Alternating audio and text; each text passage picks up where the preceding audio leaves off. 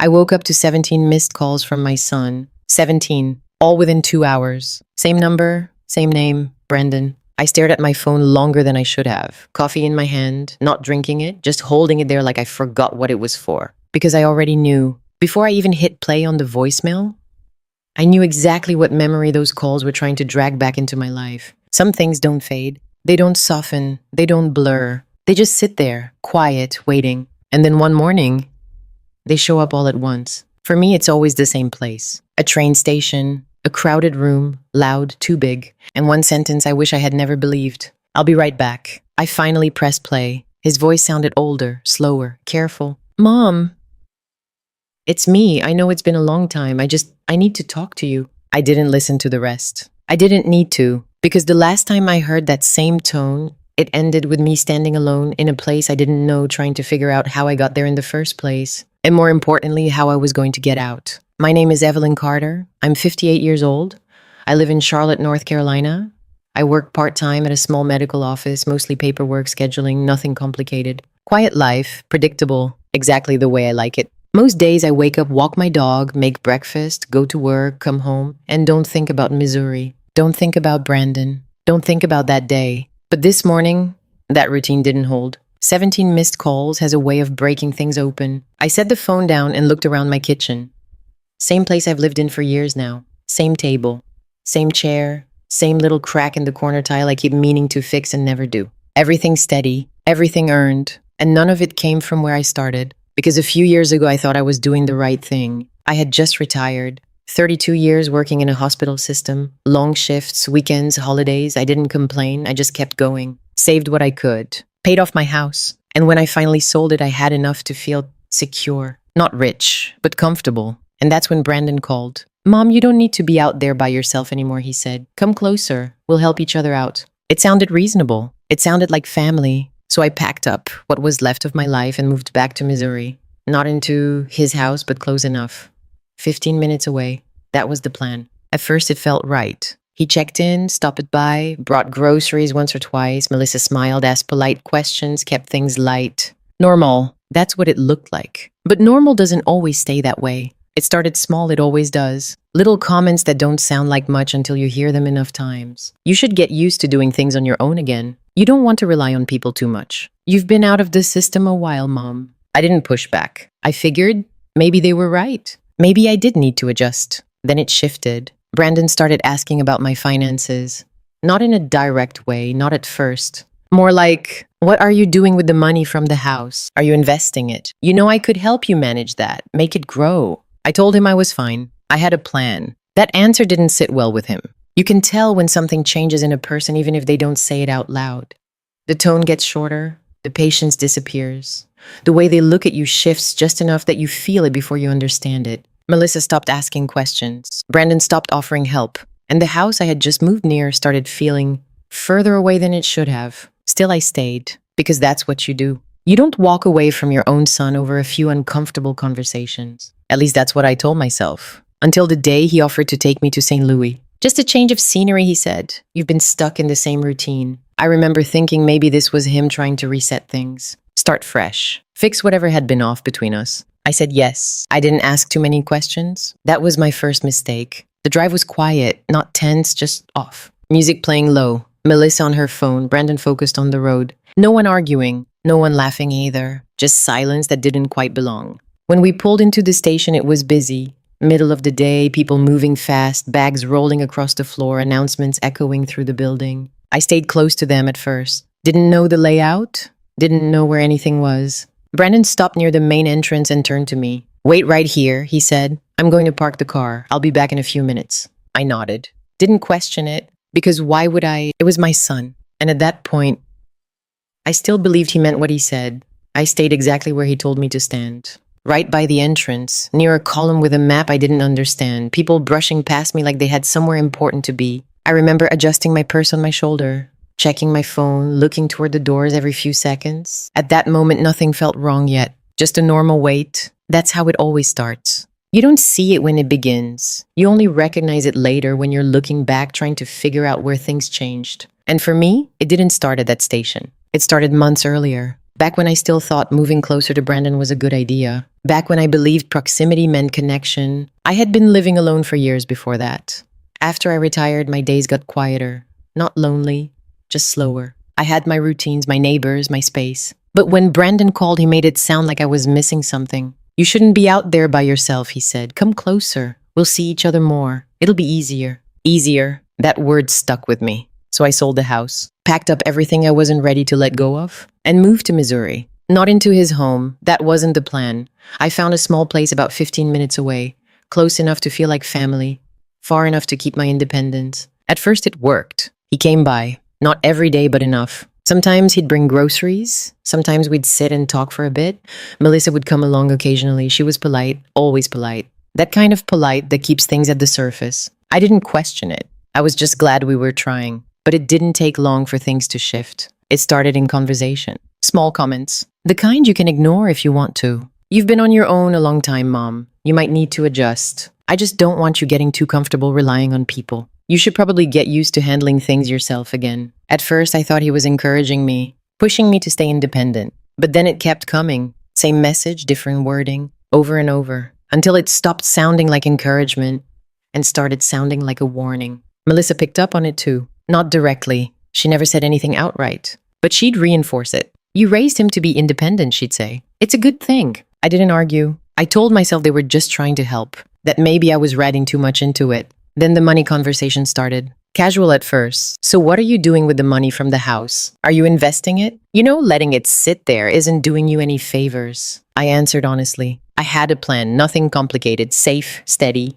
That didn't seem to satisfy him. A few days later, he brought it up again. This time more direct. I could help you manage it, he said. I know people. I could get you better returns. I shook my head. I'm good, Brandon. I've already set things up. That was the first time I saw it. That flicker. Not anger. Not yet. Just something tight behind his eyes. Like I had said the wrong thing without realizing it. After that, things cooled off. He stopped dropping by as much. When he did, the conversations were shorter. More surface level. Melissa barely engaged at all. And those little lessons started showing up. Not all at once, just enough to make you second-guess yourself. One afternoon, we went to a grocery store together, different part of town. I didn't know the area. He walked ahead while I was looking at something on a shelf. When I turned around, he was gone. I thought maybe he stepped into another aisle, so I waited. 5 minutes. 10. I checked my phone, no message. Eventually, I walked the store, couldn't find him. By the time I got outside, I saw the car parked across the lot. He was sitting inside, watching. When I got in, I asked him what happened. He shrugged. You took too long. That was it. No apology. No explanation. Just that. I told myself it wasn't a big deal. People get distracted. People lose track of time. But something about the way he said it didn't sit right. A week later, it happened again. Different place. Same pattern. And every time there was a version of the same line waiting for me. You figured it out, didn't you? You're fine. You just need to get used to it. By then, I had stopped asking questions. Not because I understood, but because I didn't want to hear the answer. It's a strange place to be. When you start adjusting your behavior to avoid being put in situations you can't explain to anyone else. I stopped going certain places, stopped asking for rides, stopped expecting help, not because I didn't need it, but because needing it seemed to come with a cost I didn't fully understand yet. And still, still I stayed. Because walking away from your own son doesn't feel like an option. Not over something you can't even clearly define. Not over something that still on the surface looks like normal life. At least that's what I believed. Right up until the day he told me to wait at that station. And for the first time, I didn't know if he was coming back. I checked my phone again and saw no new messages. The battery was already low. I remember thinking I should have charged it before we left. A small thought. The kind you don't pay attention to until it starts to matter more than it should. People kept moving around me, fast, focused, like they knew exactly where they were going. I stayed where he told me to stay, because that's what I had learned to do. Follow the instruction. Don't make it harder. Don't create a problem where there isn't one. That habit didn't start that day. It had been building for months. By then, I had already adjusted more than I wanted to admit. I stopped asking Brandon for help with simple things. If I needed to get somewhere, I figured it out myself. If something broke in my apartment, I called someone, paid for it, didn't mention it. Not because I couldn't ask, but because every time I did, there was that tone, that slight pause before he answered, like I had just added something unnecessary to his day. So I made myself smaller, more efficient, less noticeable. It worked, at least on the surface. But the lessons didn't stop. They just changed shape. One evening, he offered to take me to dinner, said there was a place I'd like. I remember thinking maybe things were getting better again. We got there, sat down, ordered. Halfway through the meal, he stood up.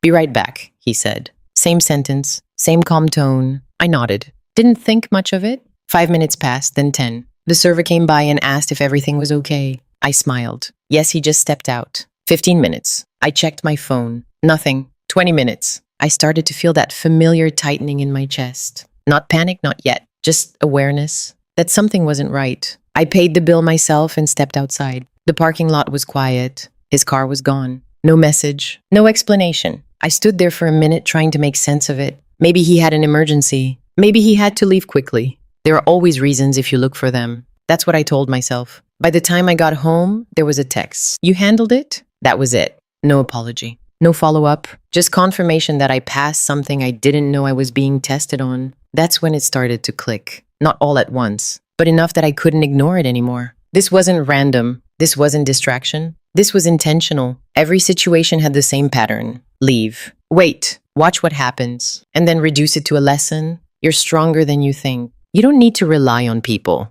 You should be able to handle yourself. It sounds reasonable when you hear it like that. That's the part that makes it hard to explain. Because if you repeat those words to someone else, they don't sound cruel. They sound responsible, practical, like good advice. But the context changes everything. Because it wasn't about helping me grow. It was about putting me in positions where I had no choice but to struggle. And then calling that growth. I started noticing how often Melissa stayed quiet during these moments. She didn't participate, but she didn't stop it either. Sometimes she'd glance at Brandon when he said those things. Not surprised, not uncomfortable, just familiar, like they had already agreed on it. That's when I realized something else. This wasn't just him. This was a system, a quiet understanding between the two of them about how I was supposed to exist in their world. Independent but not equal, present but not supported, close but not included, and somehow always responsible for adapting. I stopped telling people where I was going, stopped mentioning plans, stopped expecting consistency. Because consistency had started to feel like something I had to earn, not something I could assume. One afternoon, I caught myself doing something I hadn't done in years.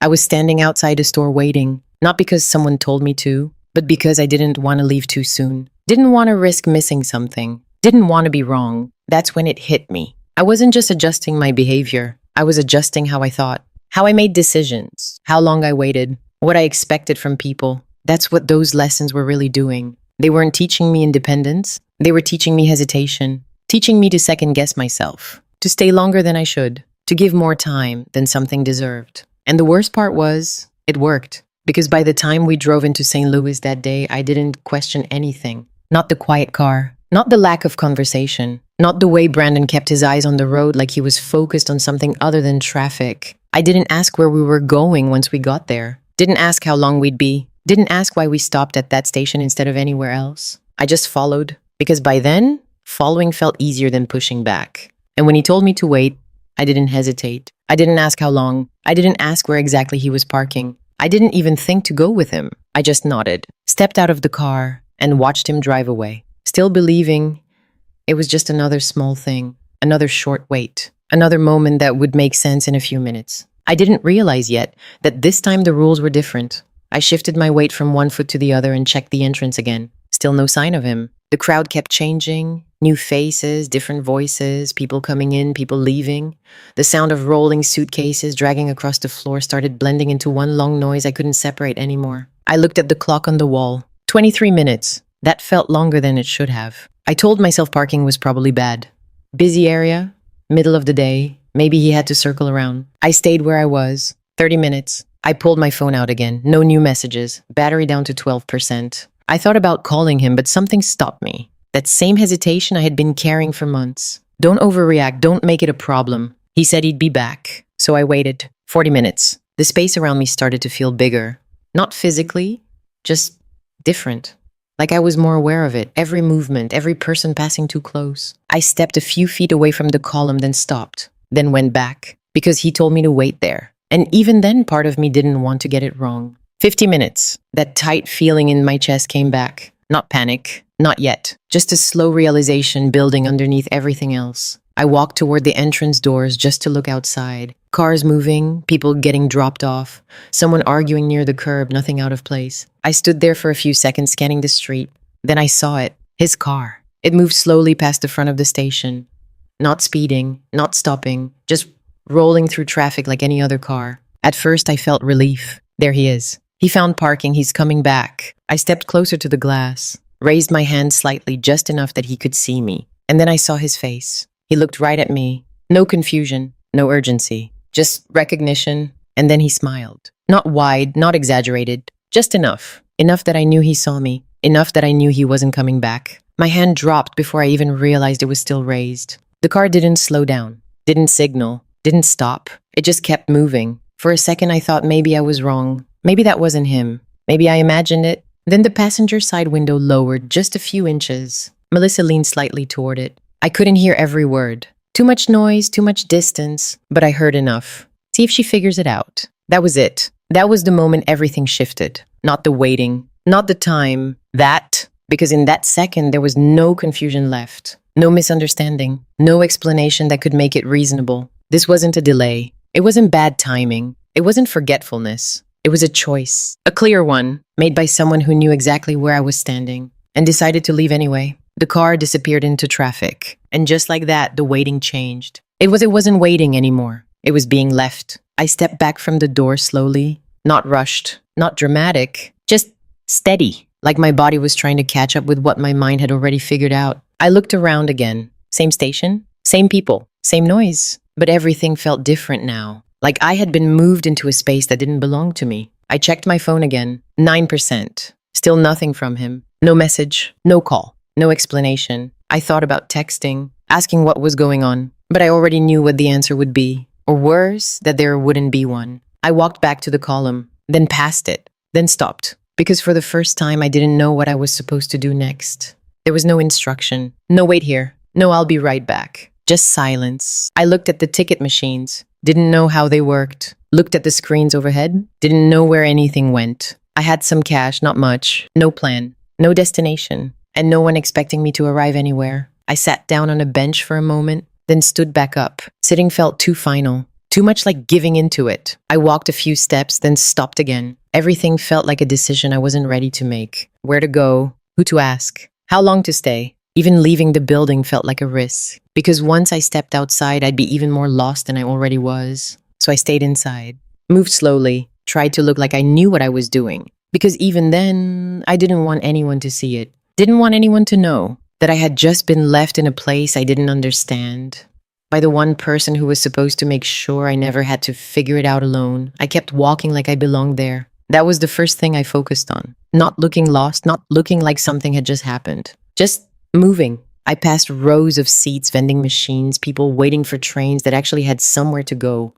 I tried to read the boards overhead, but the names didn't mean anything to me. Chicago, Kansas City, Dallas. They might as well have been different countries. I checked my phone again. 7%. Still nothing. That's when it started to settle in deeper. Not just the fact that he left, but the fact that he wasn't going to explain it. No message, no just kidding, no come outside. Nothing. I slowed down near a hallway and leaned against the wall for a second. My hands felt cold. I rubbed them together without thinking, trying to stay grounded, trying to keep everything from speeding up too fast. Because panic doesn't hit all at once. It builds, quiet at first, then louder, then it starts taking over your decisions. I knew that feeling, and I didn't want to let it win. So I focused on small things, breathing steady, looking around, noticing details. A family arguing near a bench, a man asleep with his bag wrapped around his arm, a couple laughing like none of this mattered. Normal life happening around me. Well, mine had just shifted into something I didn't recognize. I thought about calling someone, but there wasn't anyone. Not really. Not someone I could explain this to without hearing how it sounded out loud.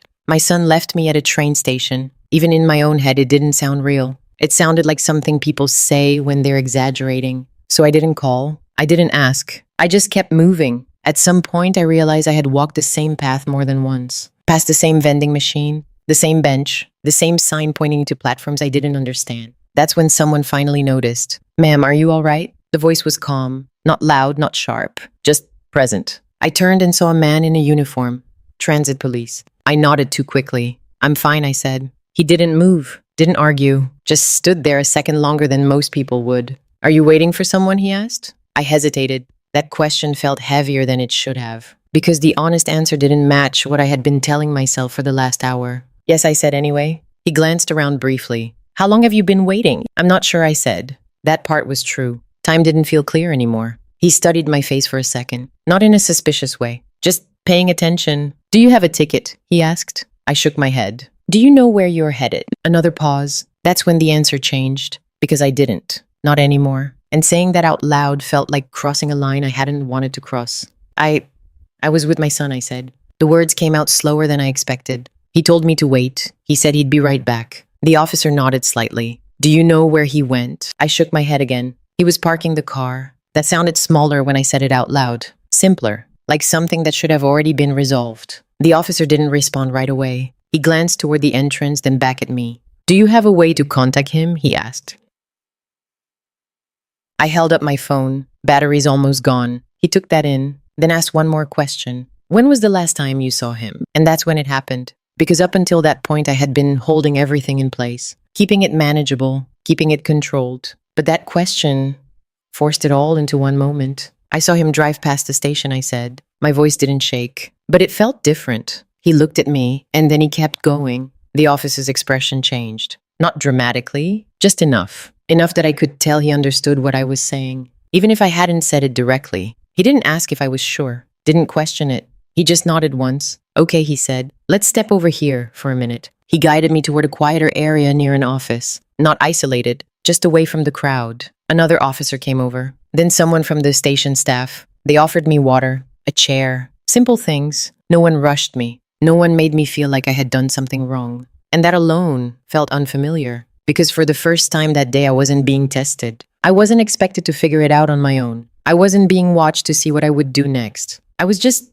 being helped. One of the officers asked for my son's name. I gave it. They asked for a phone number. I gave that too. They stepped away to make the call. I sat there holding the cup of water, staring at the floor. Waiting again? But this time, it felt different. Not hopeful, not patient, just quiet. A few minutes later, the officer came back. He didn't sit right away. Just stood there for a second, then looked at me. We reached him, he said. I nodded slowly. Didn't ask what was said. Didn't need to, because whatever explanation Brandon had given, it wasn't enough to bring him back. I wrapped my hands around the cup of water and didn't take a sip. I just held it there. The officer pulled out a chair and sat across from me. He says, "You're okay," he said. That was the first thing. Not he's on his way. Not there was a misunderstanding. Just that. I nodded once. Of course he said that. That fit perfectly. He told us you needed to learn how to handle things on your own, the officer continued. I let out a small breath through my nose. Not a laugh. Not even close. Just recognition. There it was again. Same word. Same idea. Packaged differently but still the same. A lesson. I set the cup down on the table. For the first time since I walked into that station, something inside me went still. Not numb. Not shut down. Just clear. He's not coming back, I said. It wasn't a question. The officer didn't try to soften it. No, ma'am, he said. It doesn't sound like he is. There was a moment where I thought I might feel something bigger. Anger, shock, grief. But none of that showed up right away. What came instead was something quieter. Something more final. Understanding. They asked a few more questions. Basic information. Where I lived, if I had any medical conditions, if I had somewhere safe to go. Safe. That word stuck. Because up until that moment, I hadn't been thinking about safety. I had been thinking about inconvenience. About figuring things out. About not overreacting. But safety, that was different. No, I said, I don't want to go back there. I didn't hesitate. That surprised me. Because for months I had been adjusting, making space, explaining things away. But sitting there in that room with strangers treating me better than my own son it didn't feel complicated anymore. They nodded. No judgment. No pushback. Just acceptance. Within an hour, they arranged for me to be checked out at a nearby hospital. Standard procedure, they said, just to make sure I was okay. I didn't argue. At that point, I was done making things harder than they needed to be. The hospital was quiet, clean, predictable. The nurse asked me simple questions. When did you last eat? Are you feeling dizzy? Do you have anyone we should call? I answered everything calmly. Because the panic I had been holding off earlier never really came. It didn't have to. The situation had already settled into something real. There was nothing left to guess. A social worker came in later. She introduced herself, sat down, gave me time. Didn't rush into anything, just asked me to tell her what happened. So I did. Start to finish. No exaggeration, no drama, just facts. When I finished, she didn't interrupt with advice, didn't try to fix it. She just nodded slowly. Okay, she said. We're going to make sure you're somewhere stable tonight. Stable. Another word that felt different than anything I had been living in. They contacted a temporary housing program. Short-term placement, nothing permanent, just somewhere safe, quiet, and predictable. I agreed. Not because I had no other option, but because I finally understood that going back wasn't one. That night, I sat on the edge of a bed in a small, clean room. No noise, no tension, no waiting for someone to walk out and not come back. Just stillness. I looked at my phone. 2% battery. No new messages. Not from Brandon, not from Melissa, nothing. I didn't feel the need to reach out. Didn't feel the need to explain. Because for the first time, I wasn't trying to fix something that had already been decided for me. I lay down and stared at the ceiling, not thinking about what I lost, not even thinking about what happened, just taking in the fact that I wasn't in that station anymore. And that mattered more than anything else. The next morning, things moved quickly. Paperwork, follow-ups, a few more conversations with people whose job it was to help. The social worker laid out options, stay local and try to rebuild there, or relocate somewhere with better support. Somewhere new, somewhere disconnected. I didn't need much time to decide, because staying close to where everything happened didn't feel like starting over. It felt like waiting for something else to go wrong. I want to leave, I said. She nodded. Anywhere in particular? I thought about it for a second, then answered, Charlotte. It wasn't random. I had a former coworker there, someone I trusted enough, someone who had reached out after I retired and told me if I ever needed anything, I should call. I hadn't called until now. The plan came together faster than I expected. Temporary housing, transportation, basic setup, nothing fancy, just enough to get started. And that's what I needed. Not comfort, not closure, just a place to begin again without having to explain why. By the end of that week, I was on a bus heading east. One bag, one phone, no contact with the people I left behind. And for the first time in months, I wasn't adjusting to anyone else's expectations. I was making decisions without waiting for approval, even small ones. Where to sit, when to eat, when to move. Simple things, things that used to feel automatic, but hadn't been for a while. I leaned my head back against the seat and closed my eyes. Not to sleep, just to sit with the silence. Because for once, it didn't feel like something I had to fill. It felt like something I could finally keep. I kept my phone on silent for the first few weeks, not because I was getting calls, because I didn't want to wonder if I would. Charlotte felt different right away. Not better, not worse, just separate. New streets, new routines, people who didn't know my name or where I came from. That helped more than anything. I moved into a small apartment on the east side, nothing special, clean, quiet, affordable. The first night there, I sat at the kitchen table and listened. No voices through the walls, no tension, no waiting for someone to walk in and change the mood of the room, just silence. And for a second, that silence felt too big. Because when you've spent enough time adjusting to someone else's behavior, quiet can feel unfamiliar, like something's missing. It took a while before I understood that nothing was missing. Nothing was about to go wrong. It was just peaceful. I started slow. Grocery store down the street, walks in the morning, short conversations with people who didn't expect anything from me. At first, I avoided eye contact, didn't linger, didn't invite conversation, because I didn't trust it. Not them, the situation, the normalcy of it. One morning, I went to a small cafe near my apartment, ordered coffee, sat by the window. Simple, routine, the kind of thing I used to do without thinking. Halfway through my cup, the barista came by. Refill, she asked. I hesitated, not because I didn't want more coffee, because I wasn't used to someone offering something without a reason behind it. Yes, I said. She smiled and filled the cup. No comment, no lesson, no expectation, just coffee. That moment stayed with me longer than it should have, because it reminded me how far off things had been, how many small interactions I had started to question. It wasn't about big gestures. It was about consistency, predictability, people doing what they say they're going to do, and not turning it into something else. A few weeks later, I started working part-time again. Nothing demanding. Front desk at a small medical office, scheduling appointments, answering phones, basic work. The kind of job where people show up, do what they're supposed to do, and go home. I needed that. Structure without pressure. Responsibility without uncertainty. That's where I met Renee. She worked in billing, late 40s, direct, no nonsense. She noticed things. The way I double-checked schedules. The way I hesitated before stepping away from the desk. The way I watched the door when someone said they'd be back. She didn't ask right away. She just paid attention. One afternoon, she invited me to lunch. I almost said no, old habit. But I didn't. We sat outside, nothing fancy, just sandwiches and conversation. Halfway through, she asked a simple question. How long have you been here? A few months, I said. She nodded. You settling in, okay? That question felt different. Not invasive, not loaded, just open. I'm getting there, I said.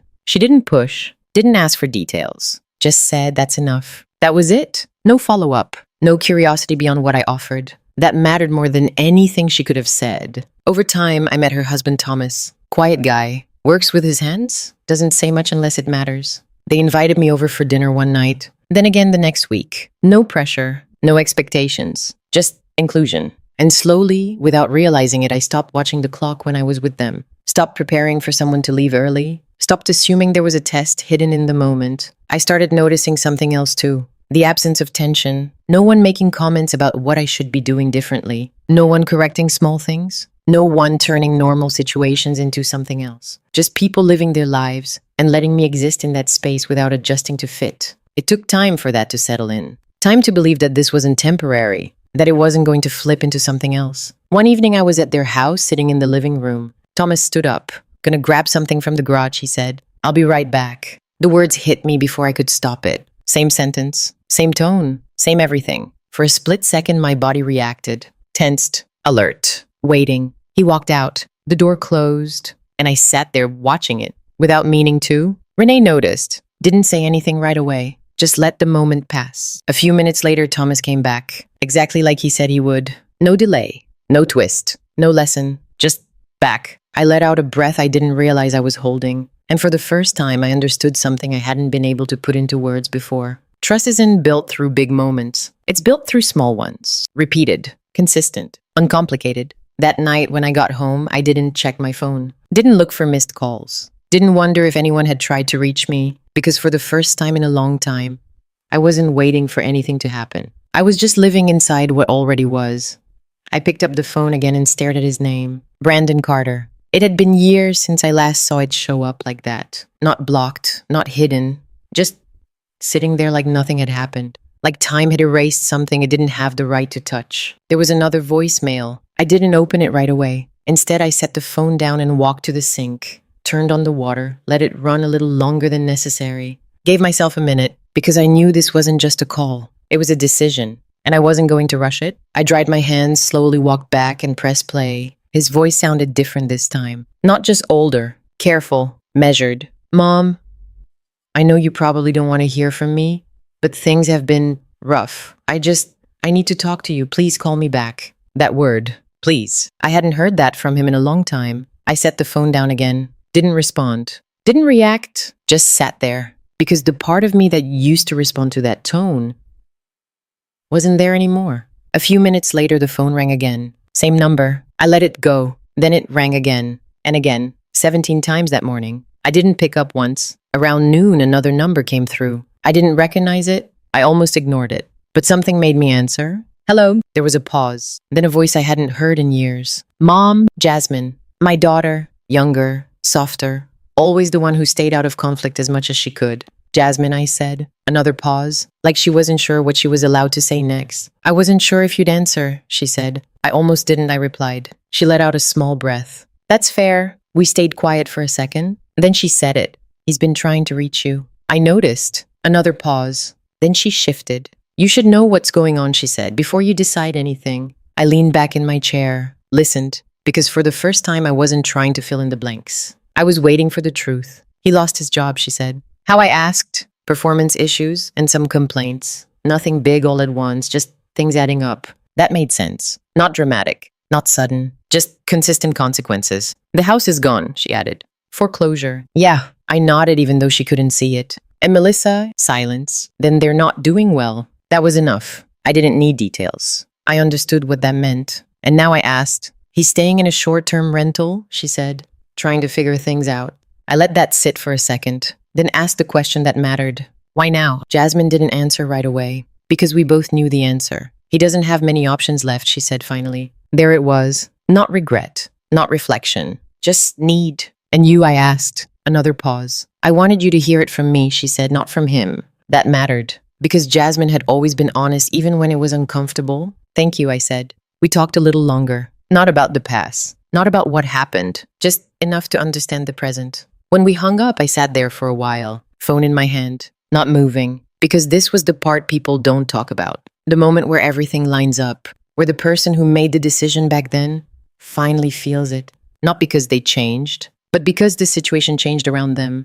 And now they need something. I stood up and walked to the window, looked out at the street. Same view as always, same quiet, same life I had built without them. That part didn't shake, not even a little, because whatever this was, it didn't reach that far. I thought about what he said that day. You need to learn. I did, just not in the way he expected. I learned what it feels like to be left, to not have a plan, to stand somewhere and realize no one is coming back. And more importantly, I learned what it feels like to not go back. I picked up my phone again, scrolled through the missed calls, 17 from him, 1 from Jasmine, nothing else. No messages from Melissa, no explanations, no accountability, just requests. I opened the last voicemail again, listened this time all the way through. I know I messed up, he said.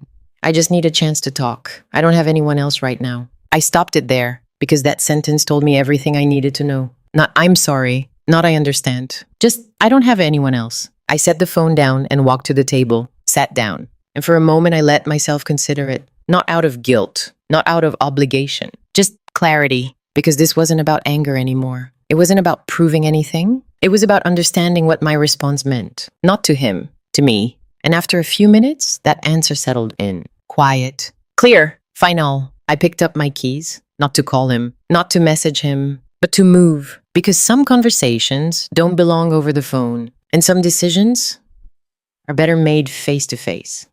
I didn't say everything I could have said that day. I didn't go through every detail. I didn't list every moment that led up to it. I didn't remind him of the grocery store, the restaurant, the way he watched me struggle and called it a lesson. I didn't need to. Because the truth is, when someone understands what they did, you don't have to explain it to them. And when they don't, explaining it won't change anything. That was one of the hardest things for me to accept. For a long time, I thought closure came from being heard, from finally saying the right words in the right way so the other person would understand. But that's not how it works. Closure comes from clarity, from knowing what happened, calling it what it was, and deciding what you're going to do with that truth, not waiting for someone else to agree with it. What my son did that day wasn't a misunderstanding. It wasn't poor judgment. It wasn't a bad decision in a stressful moment. It was a choice. And once I accepted that, everything else became simpler, not easier, but clearer. There's a difference, because when you're dealing with family, people like to blur that line. They use words like mistake and intentions, and he didn't mean it like that. They ask you to look at context, to consider stress, to think about what the person is going through.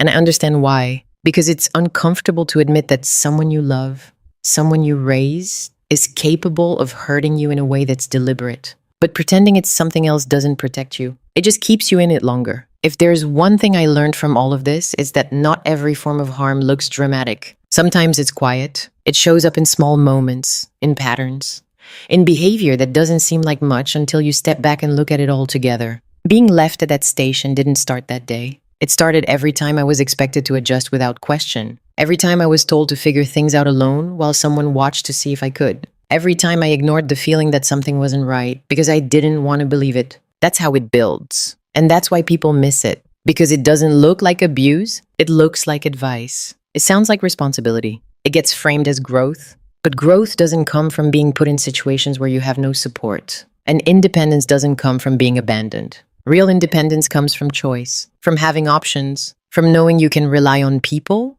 and still choosing to stand on your own when you need to. That's something I had to relearn, because after that day, I didn't trust anyone. Not really, not fully. And I don't think people talk enough about that part. The part where you're no longer in the situation, but the way you think has changed. The way you respond has changed. The way you wait, the way you expect, the way you interpret silence, all of it shifts. For me, it showed up in small ways. Watching the door when someone said they'd be back, checking my phone even when I knew no one had called, holding back from asking for help even when it would have made things easier. That kind of thinking doesn't go away overnight. It takes time, and more than anything, it takes consistency. Not to big gestures, not promises, just people showing up when they say they will, doing what they said they'd do, not turning normal moments into something else. That's what helped me rebuild. Not because it erased what happened, but because it gave me something else to measure against. Something real, and that's where boundaries come in. Not as punishment, not as revenge, but as a decision about what you allow in your life. People hear stories like this and they expect anger. They expect some kind of payoff, some dramatic moment where everything balances out. But real life doesn't work like that. Most revenge stories don't end with someone losing everything in a single moment. They end with distance, with silence, with someone deciding not to go back. That's what this was for me. Not getting even, not proving a point. Just choosing not to return to something that had already shown me what it was. And I know that's hard for people to hear, especially when it involves family, because we're taught the family is supposed to be permanent, that it comes with obligation, that you don't walk away. But what I've learned is that family is not defined by proximity or history. It's defined by behavior, by consistency, by whether or not you feel safe being yourself in that space. And if you don't, then it's not really a space you need to stay in. That doesn't make you ungrateful. It doesn't make you cold. It makes you aware. And awareness is what gives you the ability to choose differently. If you take anything from my story, let it be this. Pay attention to patterns, not just words, not just intentions, patterns. Because patterns tell you what someone is actually willing to do. Listen to how you feel in situations, not just what you think you should feel. If something feels off consistently, there's usually a reason. And don't wait for something big to justify a decision you already know you need to make. You don't need a dramatic moment to walk away from something that isn't right. You just need enough clarity to trust yourself.